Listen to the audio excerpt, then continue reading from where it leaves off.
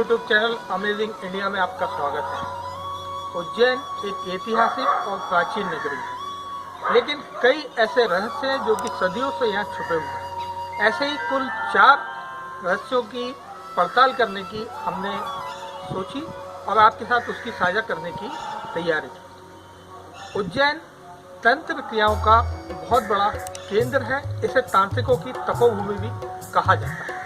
यहाँ पे काल भैरव, अष्ट भैरव, विक्रांत भैरव ऐसे कई मंदिर हैं जहाँ पे तांत्रिकों का जमावड़ा लगा रहता है। मेरे पीछे आप देख सकते हैं, यह विक्रांत भैरव का मंदिर जहाँ पे रात को तंत्र क्रियाएं होती हैं। राजा भोज और विक्रमादित्य ये अच्छे शासक तो थे ही, साथ में अच्छे तंत्र क्रिया के विशेषज्ञ भी थे और तंत्र क्रिया हमेशा हानिकारक ही नहीं होती। हमने इसकी पड़ताल करने की कोशिश की।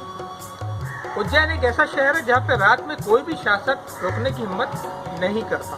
पहले के ज़माने के राजा महाराजा और आज के ज़माने के प्रधानमंत्री या मुख्यमंत्री या इसी वर्ग के अन्य लोग, ये लोग रात रुकने का यहाँ साहस नहीं जुटा पाते। क्यों? हमने इसकी भी पड़ताल करने की कोशिश की। भारत में जितनी भी पंचांग बनती हैं या जन पत्रिकाएँ बनती हैं, वो सभी उज्जैन के स्थानीय समय के अनुसार बनाई जाती हैं, जो कि इंडियन स्टैंडर्ड टाइम यानी भारतीय मानक समय से लगभग 27 मिनट पीछे रहता है। तो हमने इस बात की भी पड़ताल की कि आखिर क्यों जितनी भी पत्रिकाएं हैं उज्जैन के समय अनुसार क्यों बनाई जाती हैं। और सबसे महत्वपूर्ण, काल भैरव।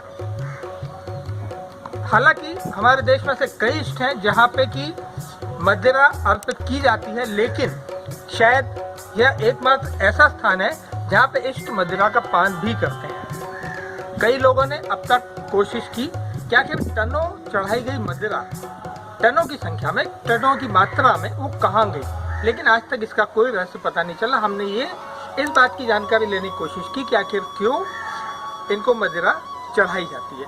तो आइए, ये जहाँ मैं खड़ा हूँ ये शमशान घाटे है और इसी के प्रेमाइसिस में है काल भैरव मंदिर। तो आइए हम चलते हैं काल भैरव मंदिर में।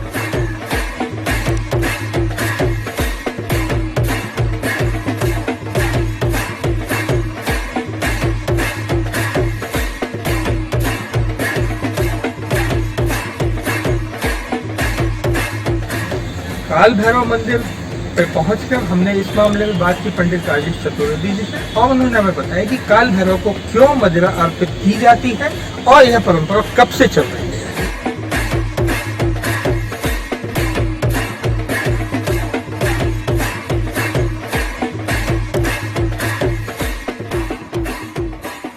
पंडित राजेश चतुर्वेदी, काल भैरव मंदिर पुजारी। ये बाबा काल भैरव जी का स्थान है, काल भैरव जी का मंदिर है। तो ये मंदिर जो है तंत्र साधना का केंद्र है और जो बाबा काल भैरव है वो महाकाल के सेनापति कहे जाते हैं। यहाँ 3 प्रकार से पूजा होती है, राजसिक, सात्विक एंड तामसिक। राजसिक पूजा और सात्विक पूजा होती है और तामसिक पूजा के अंतर्गत भगवान को मदिरापान कराने का विधान है, जो पूर्ण मंत्रों के माध्यम से भगवान को ये मदिरा का पान कराया जाता है। और जो हजारों साल की परंपरा है, सैकड़ों साल की परंपरा है, ये भगवान को जो है भक्त लेकर के आते हैं मदिरा, और इस मदिरा का पान मंत्रों के माध्यम से भगवान को नियमित कराया जाता है। और जितने भी श्रद्धालु होते हैं, 100, 200, 500, 1000 बॉटल जो भी श्रद्धालु लेकर के आते हैं सुबह से रात तक, वो सब मदिरा भगवान को यहाँ चढ़ाई जाती है, अर्पित करी जाती है। और मंत्रों के माध्यम से ये मदिरा कहाँ जाती है इसका आज तक किसी को कोई पता नहीं चल पाया है। अभी कुछ साल पहले, 25-30 साल पहले जो है मंदिर का आसपास का काम चला था, उसमें खुदाई भी हुई थी, लेकिन यहाँ पर ऐसा कुछ किसी को कोई प्राप्त नहीं हुआ होगा।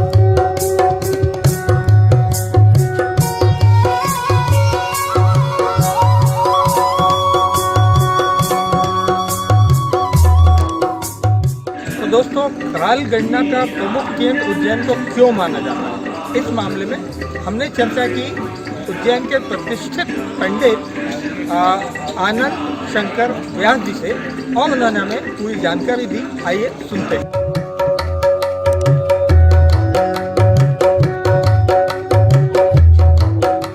कालचक्र प्रवर्तको महाकाल प्रतापनः कपिल सिद्धि महापन्न यत्र तीर्थो वरोत्तमे हरिश्चंद्र विमुक्तो भू चांडालाय गणा सप्तऋषि प्रवरा येते निर्वाण कवदेव गता।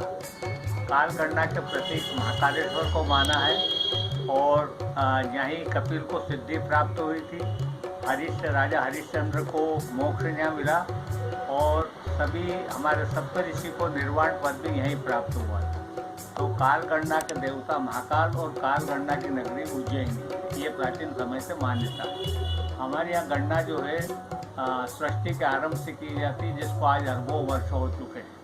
तो सृष्टि से जब आरंभ गणना की जाती है और गणना का आरंभ स्थान उज्जैन है, तो उज्जैन अरबों वर्ष प्राचीन स्थान है। चाहे इसका नाम समय समय पर बदलते रहे, वो बात अलग है, लेकिन उज्जैन ही अपने एकमात्र ऐसा स्थान है कि जहाँ से काल गणना हमारे ऋषि मुनि ने मान्य की और उसी अनुसार सारे देश के पंचांग बनाए जाते हैं। समझे नहीं, यहाँ की को मान करके, यहाँ के रेखांश को मान करके, शून्य रेखांश को मान करके सारे पंचांग उज्जैनी मध्योदय तो बनाए जाते हैं। फिर अपने अपने क्षेत्र का अंतर देकर उसको वहाँ के पंचांग को उस हिसाब से कर लेते हैं। तो लंका से सुमेरु तक जाने वाली रेखा को शून्य रेखांश प्राचीन समय में माना है और कर्क रेखा जो उज्जैन से पास होती है वो एक दूसरे को उज्जैन में क्रॉस करती है। बहुत वो स्थान महाकाली हो, इससे काल गणना के देवता महाकाल को माना है। यहाँ ऐसे अनेक स्थान है जिससे काल गणना की हमको उससे प्रत्यक्ष उदाहरण मिलता है। कई स्थान ऐसे जो काल गणना के अंग हैं। यहाँ एक कर्केश्वर महादेव जो कर्क रेखा के प्रतीक है। इसी प्रकार यहाँ और भी देवी देवता इस गण के हैं। अपने एक वृद्ध कालेश्वर, तो आज सृष्टि के आरंभ से जो काल की गणना है उसमें महाकालेश्वर है, उसके प्राचीन काल गणना के लिए वृद्ध महाकालेश्वर है। ऐसे एक महादेव अनादि कल्पेश्वर, जिसमें अनेक कल्प व्यतीत हो गए, वो अनादि कल्पेश्वर का संकेत देते हैं। इसी प्रकार उज्जैन में अनेक ऐसे स्थान है जो काल गणना के प्रतीक है।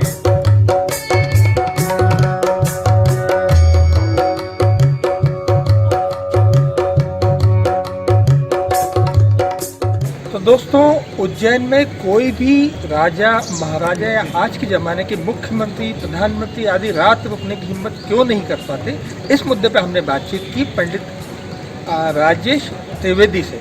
तो सुनिए उन्होंने हमें क्या जानकारी दी।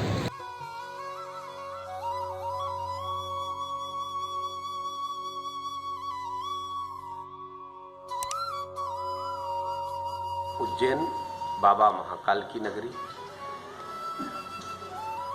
पूरे तीनों लोकों की जब हम बात करते हैं तो पृथ्वी लोक के अधिपति के रूप में भी भगवान महाकाल है।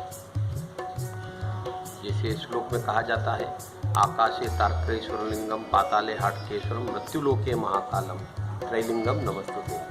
तो मृत्युलोक के अधिपति बाबा महाकाल है, पर उज्जैन के अंदर बाबा महाकाल की एक महिमा अलग ही प्रकार की है। इन्हें इस नगर के अंदर यहाँ के राजा के रूप में माना जाता है और प्राचीन काल से यह बात चली आ रही है कि यहाँ पर क्योंकि एक राज्य में एक राजा है तो वहाँ कोई दूसरा राजा हो नहीं सकता और इसी कारण से यहाँ पर देश आज़ाद हुआ 1947 से। लेकिन हम उससे पहले सिंधिया काल की बात कर लें तो सिंधिया राजघराने ने जब यहाँ पर राजधानी उज्जैन को बनाया था शुरुआती दौर में, तो उन्होंने अपने महल और सारी चीज़ों को इस नगर के बाहर की ओर बनाया था, क्योंकि उससे पूर्व से भी ये बात चली आ रही थी कि इस नगर में यदि कोई अन्य राजा रुके तो उससे नुकसान की स्थिति बनती थी। तो उसी को आगे बढ़ाते हुए आज तक यह व्यवस्था चली आ रही है कि देश का प्रधानमंत्री हो या प्रदेश का मुखिया हो, वो कभी भी रात को उज्जैन में नहीं रुकता है।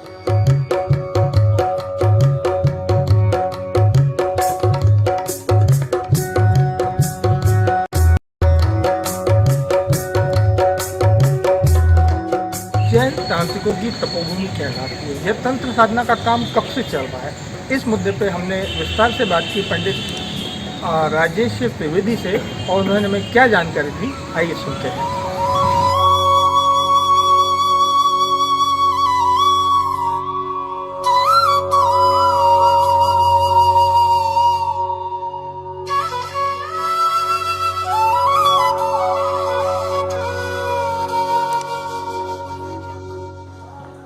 बाबा महाकाल की नगरी। 12 ज्योतिर्लिंगों में से एक भगवान महाकाल। जब हम 12 ज्योतिर्लिंग की बात करते हैं तो एकमात्र ज्योतिर्लिंग महाकालेश्वर ऐसा है जहाँ पर भभूत चढ़ती है, भस्मी रमाते हैं भगवान। भगवान का यह स्वरूप सतयुग का उस समय का है जिस समय पर माँ सती ने जब दाह कर लिया था और भगवान शिव के मन में वैराग्य आ गया था, तो उन्होंने जो वैरागी का जो बाबा का स्वरूप बनाया था, उस स्वरूप में भगवान यहाँ पर महाकाल के रूप में उज्जैन में प्रकट हुए थे। और तभी से 12 ज्योतिर्लिंग में एकमात्र बाबा महाकाल को यहाँ पर भस्मी चढ़ती आ रही है। तंत्र मंत्र हमारे सामाजिक या सनातन धर्म संस्कृति के सिद्धांत के अंतर्गत आते हैं। हम बहुत से कार्य मंत्र के माध्यम से प्रसन्नता करके और देवताओं से भी कर लेते हैं। तंत्र वह प्रकार है जो तंत्र क्रिया के माध्यम से तंत्रों के आधार पर जो प्रसन्न होते हैं, वो चाहे देव स्वरूप में हो या यक्ष या राक्षसी स्वरूप में हो, प्रेत स्वरूप में हो, उनके लिए कार्य होता है। एकमात्र यह महाकाल वन क्षेत्र ऐसा है जिसकी पूरी भूमि, जहां हम देव स्वरूपा मानते हैं, वहीं प्रेत स्वरूपा भी यहाँ की स्थितियां बनी हुई है।